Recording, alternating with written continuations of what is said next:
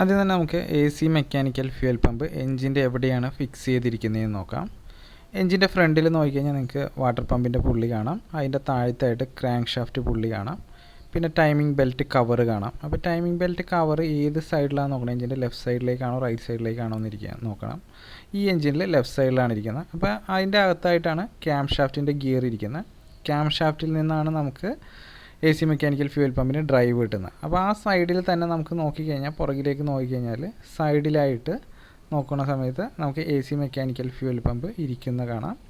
AC mechanical fuel pump എഞ്ചിനിൽ നിന്ന് remove ചെയ്യുന്നതിന് വേണ്ടിയിട്ട് 2 നട്ടുകൾ നമുക്ക് റിമൂവ് ചെയ്യണം. 12ൻ്റെ സ്പാനർ ഉപയോഗിച്ചിട്ട് 2 നട്ടുകൾ റിമൂവ് ചെയ്താൽ AC മെക്കാനിക്കൽ ഫ്യൂൽ പമ്പ് എഞ്ചിനിൽ നിന്ന് റിമൂവ് ആവും. നമുക്കിനി ഈ വർക്ക് ചെയ്യുന്നതിന് വേണ്ടിയിട്ടുള്ള ടൂൾസ് ഏതൊക്കെയാണെന്ന് വെച്ചാൽ ഒരു 12-13 റിംഗ് സ്പാനറും അതേപോലെ തന്നെ ഒരു ഫിലിപ്സ് സ്ക്രൂ ഡ്രൈവറും ആണ് നമുക്ക് ആവശ്യം ഈ വർക്ക് ചെയ്യാൻ.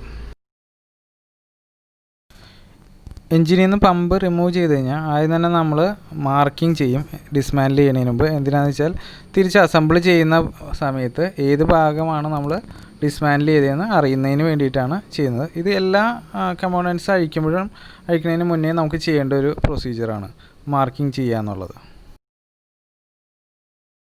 അടുത്തതായിട്ട് പമ്പിൻ്റെ ഇൻലെറ്റും ഔട്ട്ലെറ്റും എങ്ങനെയാണ് മനസ്സിലാക്കുന്നതെന്ന് അറിയാൻ വേണ്ടിയിട്ടാണ്. ടാങ്കിൽ നിന്ന് വരുന്ന ലൈൻ പമ്പിൻ്റെ ഇൻലെറ്റിലേക്ക് കൊടുക്കണം. അതുപോലെ തന്നെ ഔട്ട്ലെറ്റ് ലൈൻ വേണം കാർബറേറ്ററിലേക്ക് കൊടുക്കാനായിട്ടും. അപ്പോൾ നോക്കിക്കഴിഞ്ഞാൽ നിങ്ങൾക്ക് ഇപ്പോൾ ഹൈലൈറ്റ് ചെയ്യുന്ന ഭാഗത്ത് ഒരു ആരോ നിങ്ങൾക്ക് കാണാൻ പറ്റും. ആ ആരോ പുറത്തേക്കാണോ ഉള്ളിലേക്കാണോ എന്ന് നോക്കണം. പുറത്തേക്കാണ് ആരോ എങ്കിൽ ഇപ്പോൾ കാണിക്കുന്ന സ്ഥലത്ത് ആരോ പുറത്തേക്കാണ് ഇട്ടിരിക്കുന്നത്. പുറത്തേക്കാണെങ്കിൽ അത് പമ്പിൻ്റെ ഔട്ട്ലെറ്റാണ്, കാർബറേറ്ററിലേക്ക് കണക്ട് ചെയ്യേണ്ട ഭാഗമാണ്. ഇനി അടുത്ത പൈപ്പിൻ്റെ അവിടെ നോക്കിക്കഴിഞ്ഞാൽ ആരോ ഇൻസൈഡിലേക്കാണ്, അത് പമ്പിൻ്റെ ഇൻലെറ്റാണ്. ടാങ്കിൽ നിന്ന് വരുന്ന ലൈൻ കണക്ട് ചെയ്യുന്ന ഭാഗം ഈ ഭാഗത്താണ്. ഇനി നമ്മൾ പമ്പിനെ ബെഞ്ച് വൈസിൽ ഫിക്സ് ചെയ്തിട്ട് പമ്പിൻ്റെ ടോപ്പ് കവറാണ് ആദ്യം റിമൂവ് ചെയ്യാൻ പോകുന്നത്. ടോപ്പ് കവറിൽ നോക്കുകയാണെങ്കിൽ 6 സ്ക്രൂസ് ഉണ്ട്. ആ 6 സ്ക്രൂസ് നമുക്ക് റിമൂവ് ചെയ്തെടുത്താൽ ടോപ്പ് കവർ നമുക്ക് ഊരിയെടുക്കാൻ പറ്റും.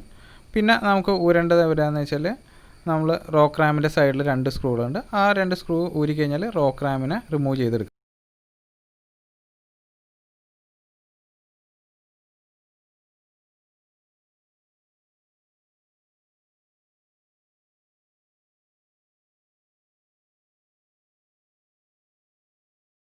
ഇപ്പം നമ്മൾ ടോപ്പ് കവറിൻ്റെ ബോൾട്ടുകളെല്ലാം റിമൂവ് ചെയ്ത് ടോപ്പ് കവറും വാൽവ് പ്ലേറ്റും കൂടിയാണ് ഒരുമിച്ചാണ് വരുന്നത്. അതിൻ്റെ താഴത്തായിട്ട് നോക്കിയാൽ ഡയഫ്രം കാണാം. ഡയഫ്രം റൊട്ടേറ്റ് ചെയ്ത് കഴിഞ്ഞാൽ ഡയഫ്രം നമുക്ക് റോക്ക് റാമിൽ നിന്ന് റിമൂവ് ചെയ്തെടുക്കാം.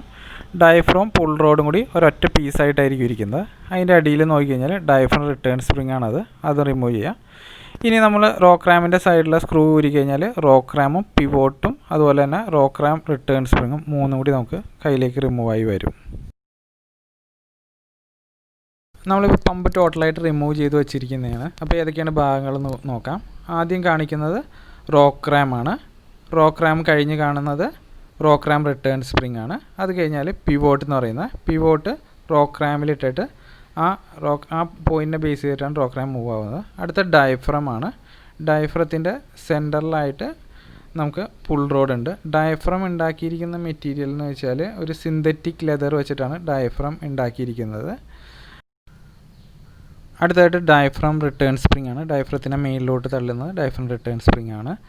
അത് കഴിഞ്ഞാലുള്ളത് വാൽവ് പ്ലേറ്റ് ആണ്. അതിൽ ഇൻലെറ്റ് വാൽവും ഔട്ട്ലെറ്റ് വാൽവും ഉണ്ട്.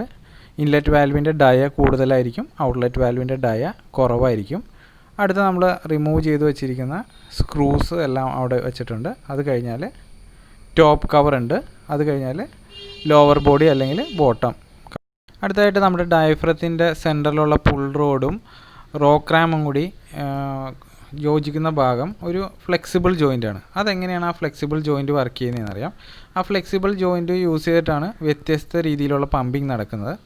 ഡയഫ്രത്തിൻ്റെ അടിയിലായിട്ട് ആ കാണുന്നതാണ് പുൾ റോഡ്. അതിൽ നമ്മൾ return spring, diaphragm return spring ഇട്ട് അതിന് ശേഷം പുൾ റോഡ് റൊട്ടേറ്റ് ചെയ്ത് കഴിഞ്ഞാൽ പുൾ റോഡ് അതിൽ ഫിക്സ് ആവും.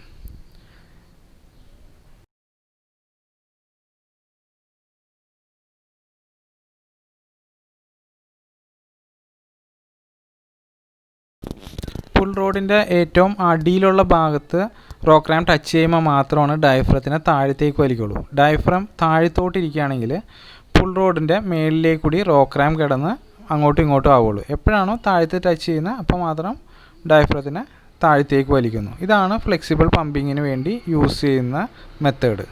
ഇനി തിരിച്ച് അസംബിൾ ചെയ്യണത് എങ്ങനെയാണെന്ന് നോക്കാം. നമ്മൾ ലോവർ ബോഡി എടുക്കും. ലോവർ ബോഡിയിലോട്ട് റോക്ക് റാമും പിവോട്ടും റോക്ക് റാം റിട്ടേൺ സ്പ്രിങ്ങും കൂടി നമ്മൾ സൈഡ് വഴി ഇൻസേർട്ട് ചെയ്തിട്ട് സ്ക്രൂ ചെയ്യും.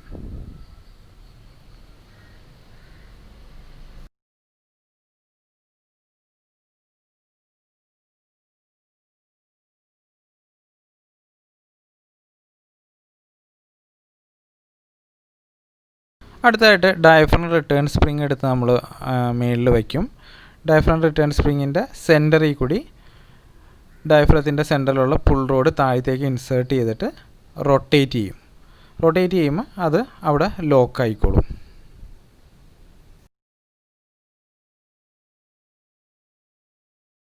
ഇനി റോക്ക് റാം പ്രസ് ചെയ്യുമ്പോഴത്തേക്കും ശ്രദ്ധിക്കുക, ഡയഫ്രം താഴത്തേക്ക് മൂവ് ആവുന്ന കാണാം.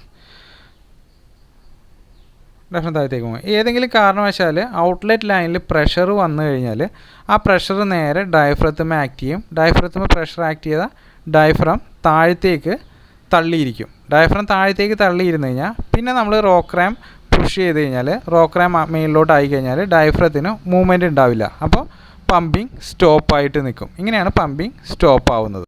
അടുത്തായിട്ട് ഡയഫ്രത്തിൻ്റെ മേലിലേക്ക് നമുക്ക് വാല്യൂ പ്ലേറ്റ് ഫിക്സ് ചെയ്യാം. വാല്യൂ പ്ലേറ്റിൽ 2 വാല്വുകളുണ്ട്. ഒരു ഇൻലെറ്റ് വാൽവും ഒരു ഔട്ട്ലെറ്റ് വാൽവ്, അല്ലെങ്കിൽ സക്ഷൻ വാൽവ്, ഡെലിവറി വാൽവ് എന്ന് പറയും. അതിൽ സക്ഷൻ വാൽവ് വലുതായിരിക്കും എപ്പോഴും ഡയമീറ്ററിൽ. അതുപോലെ തന്നെ ഡെലിവറി വാൽവിൻ്റെ ഡയമീറ്റർ ചെറുതായിരിക്കും. ഇനി ഡയഫ്രം താഴത്തേക്ക് മൂവ് ആവുന്ന സമയത്ത് ഡയഫ്രത്തിൻ്റെ മേളിലുള്ള ഭാഗം, വാൽവിൻ്റെ താഴത്തുള്ള ഭാഗം എന്ന് പറഞ്ഞാൽ ചേംബർ എന്ന് പറയും. ചേംബറിൽ ഒരു സക്ഷൻ പ്രഷർ അല്ലെങ്കിൽ നെഗറ്റീവ് പ്രഷർ ക്രിയേറ്റ് ആവും. ആ നെഗറ്റീവ് പ്രഷർ ഡെലിവറി വാൽവിനെ ശരിക്കും അടയ്ക്കും. അതേപോലെ തന്നെ സക്ഷൻ വാൽവിലുള്ള ആ പ്ലാസ്റ്റിക്കാണ്, ഒരു പ്ലാസ്റ്റിക് പേപ്പറാണ്, അത് ഓപ്പണായി പുറത്തുനിന്നുള്ള ഫ്യൂയൽ ഉള്ളിലേക്ക് കടക്കുന്നു. ഇനി നമ്മുടെ ഡയഫ്രം മേളിലേക്ക് വരുന്ന സമയത്ത് അവിടെ ഒരു പ്രഷർ, ചേംബറിൽ പ്രഷർ ക്രിയേറ്റ് ആവുന്നു. ആ പ്രഷർ എന്ത് ചെയ്യുന്നത് വെച്ചാൽ സക്ഷൻ വാൽവിനെ ശരിക്കും അടയ്ക്കും. അതിനുശേഷം ഡെലിവറി വാൽവിലേക്ക് ആ പ്രഷർ അപ്ലൈ ആയി ഡെലിവറി വാൽവ് തുറന്ന് ഔട്ട്ലെറ്റിലേക്ക് ഫ്യൂവൽ പുറത്തേക്ക് പോകും. അടുത്തായിട്ട് വാൽവ് പ്ലേറ്റിൻ്റെ മേളിലായിട്ട് നമുക്ക് ടോപ്പ് കവർ ഫിക്സ് ചെയ്യാം. ടോപ്പ് കവർ ഫിക്സ് ചെയ്ത് നമ്മൾ 6 സ്ക്രൂകളാണ് ഊരിയ, ആ 6 സ്ക്രൂകളും ടൈറ്റ് ചെയ്യുന്നു.